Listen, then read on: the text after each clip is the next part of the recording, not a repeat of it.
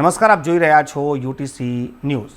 વડોદરા શહેરના ભાજપના પૂર્વ કાઉન્સિલર રમેશ પરમારના પુત્ર તપનની કરપીણ હત્યાના મામલે પોલીસ હવે એક તરફ તપાસ કરી રહી છે અને બીજી તરફ પોલીસને કામે લગાવી દીધી છે વડોદરા મહાનગરપાલિકાએ। વડોદરા મહાનગરપાલિકાએ આ જ દિવસોમાં દબાણની કામગીરી શરૂ કરી દીધી।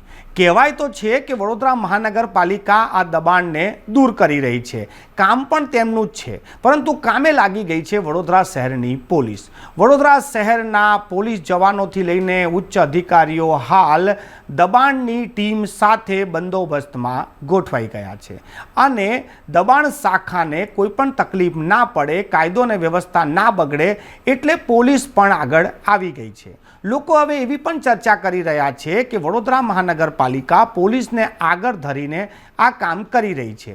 જો કોર્પોરેશનના અધિકારીઓ કોઈ જગ્યા પર જાય તો સવાલ જવાબ થાય, નોટિસ માંગવામાં આવે, ખોટું છે સાચું છે તેવી દલીલો થાય, ઘર્ષણ પેદા થાય, પરંતુ જો પોલીસને જ આગળ ધરી દેવામાં આવે તો લોકો પછી ઘર્ષણ જ ના કરે।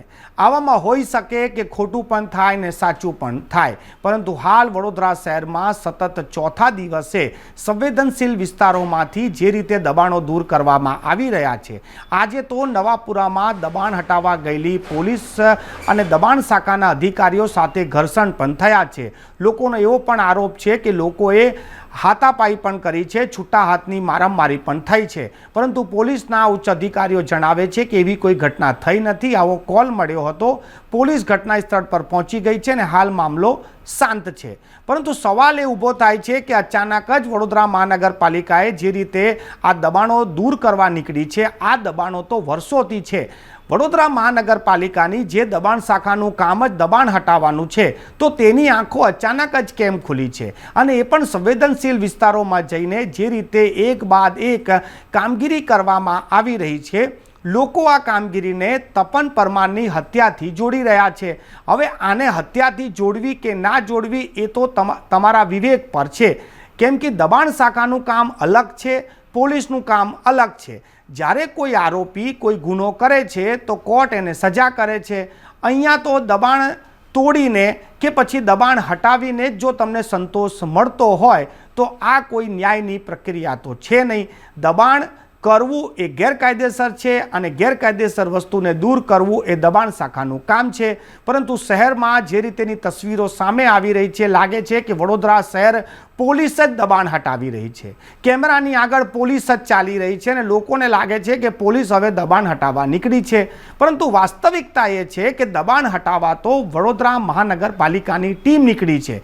કાયદો અને વ્યવસ્થા ના બગડે તેના માટે પોલીસની મદદ લેવાઈ રહી છે, પરંતુ દબાણ અધિકારીઓ પણ એટલા હોશિયાર અને ચાલાક છે કે તેઓ પોલીસની પાછળ એ હદે સંતાઈ ગયા છે કે મીડિયાના કેમેરામાં દેખાતા જ નથી। મીડિયાના કેમેરામાં તો પોલીસના અધિકારીઓ દેખાઈ રહ્યા છે, પરંતુ દબાણ શાખાનો કોઈ અધિકારી સામે આવીને કહેવા તૈયાર નથી કે અમે શું કામગીરી કરી રહ્યા છે, શાના માટે કરી રહ્યા છે, આ કામગીરી આટલા સમયથી કેમ નથી કરી। આવા તમામ સવાલોથી છુપાઈને દબાણ શાખા જાણે કે પોલીસને આગળ ધરીને પોતાની નાકામી છુપાઈ રહ્યું છે। આટલા વર્ષોથી જ્યાં દબાણો થઈ રહ્યા હતા તો શું કોર્પોરેશન સૂઈ ગઈ હતી?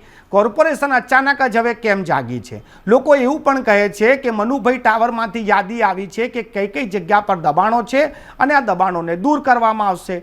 સૌથી મોટો સવાલ એ ઊભો થાય છે કે શહેરમાં વધતા ગુનાખોરીને દબાણનું શું કનેક્શન છે? શું દબાણ પર બુલડોઝર ચાલશે તો ગુનાખોરી ઘટી જશે? આનું કનેક્શન અમને તો સમજાતું નથી। જો તમને સમજાય તો આપ કોમેન્ટ બોક્સમાં કોમેન્ટ કરી શકો છો। દબાણ હટાવવું એક અલગ કામગીરી છે અને શહેરમાં ગુનાખોરીને રોકવી એક અલગ કામગીરી છે। પોલીસ ગુનાખોરીને રોકી શકે છે, પોલીસ દબાણને ના રોકી શકે અને દબાણ એ ગુનાખોરીને ના રોકી શકે। આ બંને વસ્તુને એક કરીને જે જોવામાં આવી રહી છે, લોકો પણ આ કામગીરીને લઈને ઘણી બધી પ્રતિક્રિયાઓ આપી રહ્યા છે, ઘણા આ કામગીરીને લઈને સંતોષ વ્યક્ત કરી રહ્યા છે, ઘણા લોકો આ કામગીરી પર સવાલ ઊભા કરી રહ્યા છે, પરંતુ અમારો પણ એ સવાલ છે કે શહેરમાં વધતી ગુનાખોરીને રોકવા માટે દબાણ કેવી રીતે કારણ હોઈ શકે કે તેને દબાણ હટાવવાથી ગુનાખોરી રોકાઈ શકે છે? આ જવાબ તો સત્તામાં બેઠેલા સત્તાધીશો જ આપી શકે કે તેમના મનમાં ચાલી શું રહ્યું છે।